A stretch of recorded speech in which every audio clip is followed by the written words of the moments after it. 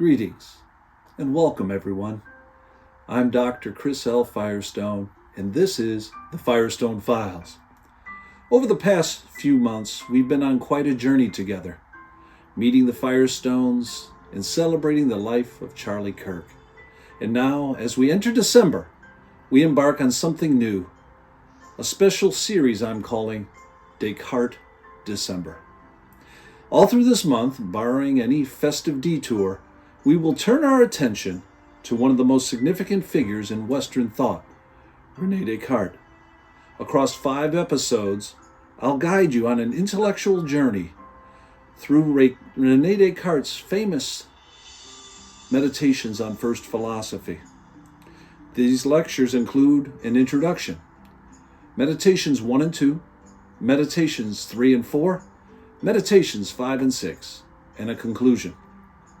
So I invite you to grab a notebook and a copy of the Meditations if you have one, your favorite mug filled with your favorite drink, and settle in with me through December as we walk with Descartes through doubt, discovery, and deep reflection. This is Descartes December. I am Dr. Chris L. Firestone, and this is the Firestone Files. Enjoy.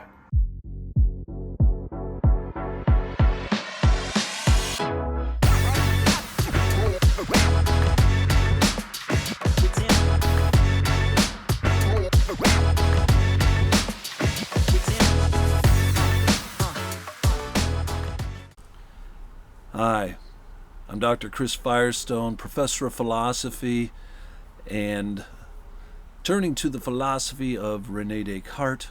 This is the second lecture on Descartes. In the first lecture, we introduced Rene Descartes and the history of ideas and how his philosophy situates itself among other thinkers of the time. Today, we move on into the meditations themselves with particular reference to meditation 1 and 2. Before we go jumping right in, I thought I'd take a moment to stress once again the significance of the meditations to Descartes' philosophical portfolio. One way of looking at Descartes' career is in a series of, say, 3 decades. In the 1620s, he's young, he's in his 20s, he writes some philosophical works. Now, he's publishing along the way things in mathematics and science, but his mature philosophy, his metaphysics and so forth, takes time to develop as he continues to study the sort of instrumental uses of reason in science and mathematics. He is thinking profoundly about the grounding of the empirical sciences and mathematics, or the lack thereof, that he's finding in philosophy. So in the 1620s, when he's in his 20s, he writes a book called Rules for the Direction of the Mind. In that work, I call it his kind of tooling up phase. He's dealing with how to use reason critically, why it's so important to read philosophers carefully, look for coherence, look for good argumentation. And he's trying to develop a series of rules or guidelines for himself, really, and for other thinkers of the time to get philosophy back on track. That work is never published, or actually it's published posthumously. So, again, he's not in a position yet to become, to make his thoughts known publicly on these things. But he is definitely thinking about them. So if you go into the next decade, the 1630s, we find another book emerging on metaphysics and philosophy. It's called Le Monde, or The World. It has 3 parts on light, on man, on the soul. Again, this goes unpublished. It's published posthumously after he's become famous and has died. And we see him working out some of his thoughts in these areas. We don't get, he only writes up, as far as we know, the first 2 parts of that, never getting to On the Soul, which becomes a topic of the meditations later on. Again, this is unpublished. He's still thinking things through. So if you think of the 1620s as his tooling up phase, the 1630s are his experimental phase, where he's starting to put this stuff into writing and where he actually stands philosophically and how he's going to right the ship of philosophy for the purposes of science and mathematics and so forth. It's in the late 1630s that he writes a book called Discourse on Method that actually does get published. And you find in that some preliminary ideas that percolate and become concrete when we get to the meditations. Things like the mind-body, composite understanding of the human person. He has yet to formulate in his mind material reality as a mental extension that we find later on in the meditations and so forth.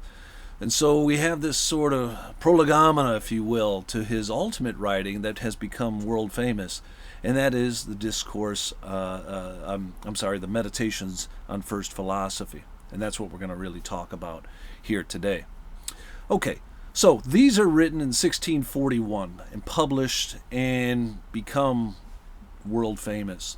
Now, in the last lecture, we had a look at the introduction. Who is he writing this to? As we found out, he's writing it to theologians at the University of Paris. His point here is to help them to use arguments from pure reason that can convince the common man, that aren't situated in the revealed word or aren't limited by the testimony and so forth, that is convincing to the choir and convincing to the parishioners, but not necessarily to this growing group of skeptics that we find throughout the Western hemisphere. We find throughout the philosophy in Europe. He says he's going to prove the existence of God, the existence of the soul, and he'll do so in such a way that no one can deny it, and that theologians can then build their theologies and so forth in a more convincing manner. He's going to use natural reason alone, not revelation or revealed truths, but just natural reason. It doesn't mean he doesn't hold revealed truth in high regard. He simply recognizes that it is less convincing to the skeptics than arguments from natural reason. So here we are, we arrive at meditation number 1. Now, a couple of interesting things to know about the meditations. They appear, at least fictionally, to be happening on 6 days. That is, he wakes up in the morning, makes himself a cup of coffee, he may even have a fire going at some point during the day, and he's thinking, and he's writing his meditations down. And each day kind of takes the argument one step further. Sometimes in my classes, when I talk about Descartes, I talk about the 6 days of creation that Descartes has, because he has 6 meditations, and on day 6, he creates a vision of the human person as a mind and a body. And in the corpus, if you will, of the Western, say, philosophical tradition, the meditations are kind of like Genesis. That is, we find an authoritative text here in the meditations that establishes the vision of the human person as a mind and a body. So that's kind of where we're going, and we're going to look at 2 days of his meditations here in this lecture. So what's he going to do on meditation number 1, day 1, if you will?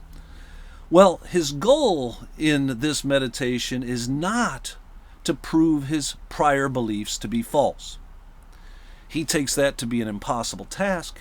That's a task that would require far more of any one philosopher than he could possibly muster. And certainly in such a short book, that's not going to happen. Rather, he wants to clear false beliefs away so that he can find a new foundation for knowledge.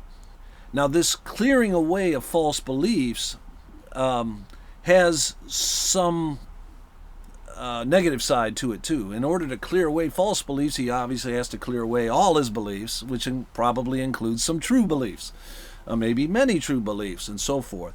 But the point is here is that until you know how to separate the wheat from the chaff, you're not going to make any progress in providing a foundation for knowledge. One idiom you might say that's appropriate here is, fool me once, shame on you. Fool me twice, shame on me. In other words, he can be fooled by philosophers and their understanding the foundations for philosophy and so forth. But if he goes on in that ignorance, then shame on him. He's going to clear them all away. And I think I talked about in the last lecture the kind of nuclear bomb that meditation 1 actually is. It clears away all past systems, all past authorities, and for the first time in, say, philosophical history, we're going to start with what I think. What do I know? Not seeking tradition or authority first, but looking at the use of reason in its encounter with the world. So, he says in the Meditations that this whole approach might appear to make him look insane, because it's going to lead him to doubt things like he has a body, or that he's being appeared to by a camera, or by trees, and so forth. And people like that, he says, we put into asylums. But something is different about Descartes' approach. He doesn't believe, per se, that that's the case. He just doesn't know what he can trust. And so, rather than being insane, he asks the reader to join him on a thought experiment. And this thought experiment is going to wipe away all of our beliefs in search of something that we can hold on to for certain. Now, you might think of, in Meditation 1, if you've ever looked at any movies, the movie Inception, or the movie The Matrix. How do we know, says Descartes, that we're not living in a dream? That all of these things, our bodies, our hands, our movements, and so forth, are in fact dreams, maybe a first layer dream, or second layer, or third layer dream, and so forth. And so if you have that kind of thought experiment, that maybe that we're living in a dream world,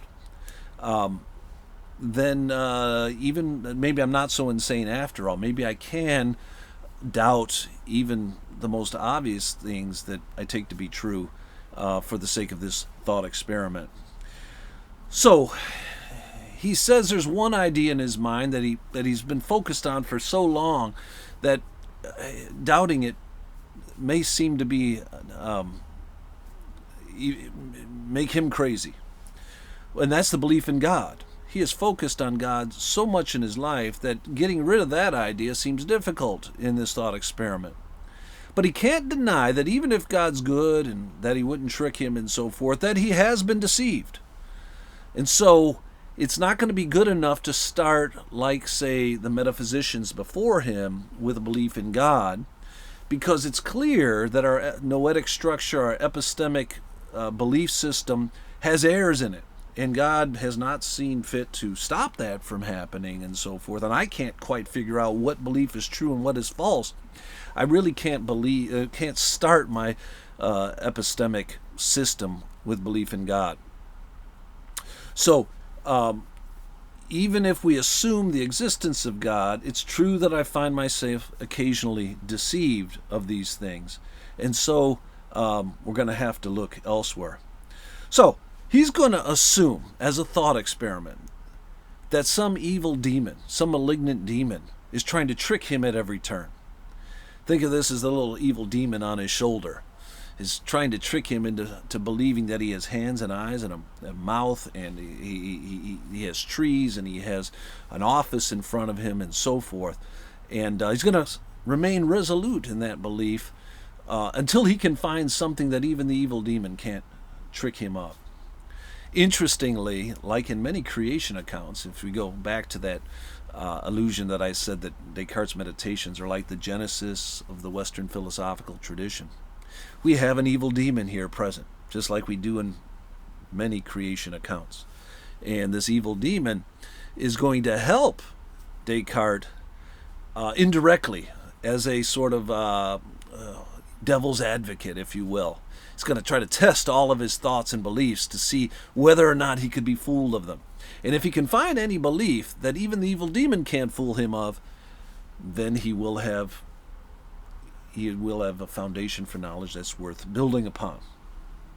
So it might be important. A book I often use in my class is Robert Paul Wolff's 10 Great Works of Philosophy.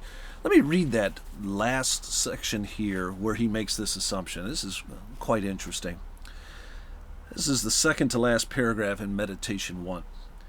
I will suppose, then, not that deity, who is sovereignly good and the fountain of all truth, but that some malignant demon, who is at once exceedingly potent and deceitful, has employed all his artifice to deceive me.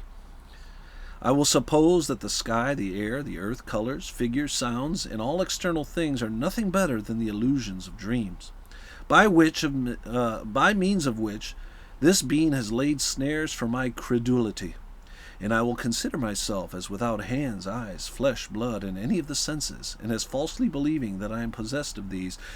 I will continue resolutely fixed in this belief, and if indeed by this means it be not in my power to arrive at the knowledge of truth, I will have to suspend judgment, he goes on to say. The sentence goes on and on. This is one of the longest sentences you would ever want to read. I think it might be the whole paragraph. But the bottom line here is his assumption of an evil demon.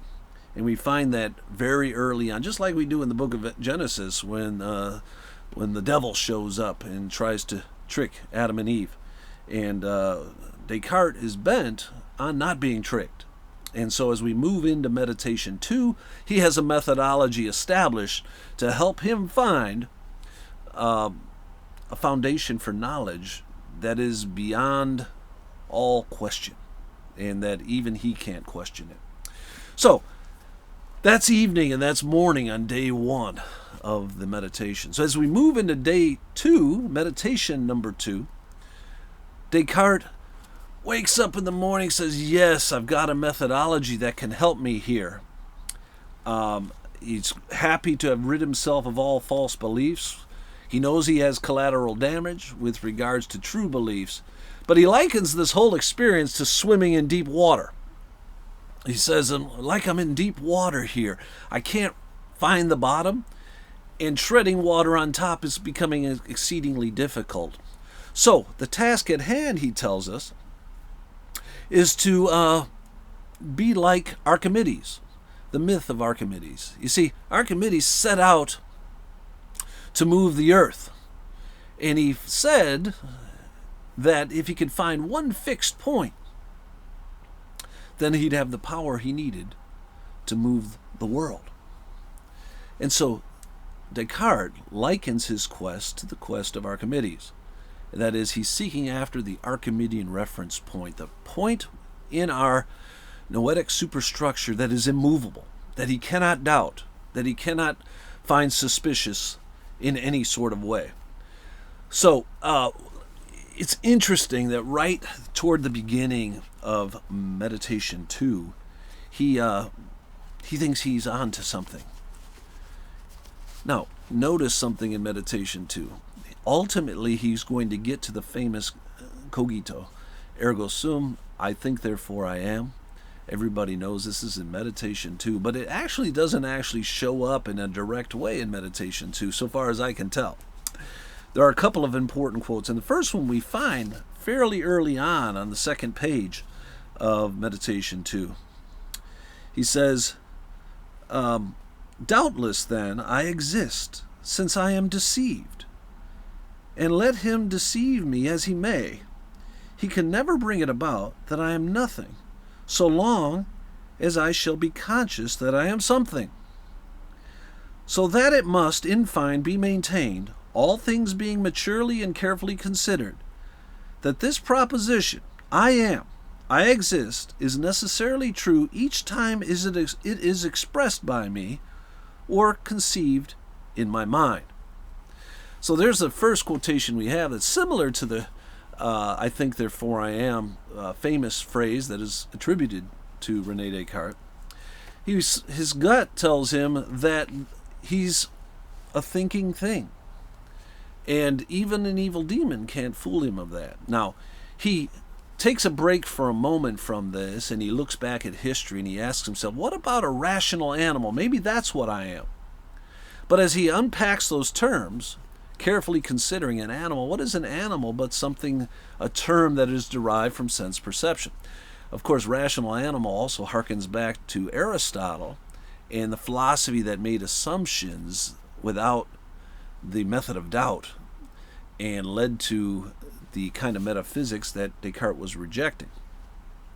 So here he is talking about this notion, and rejects this notion because it's too complicated.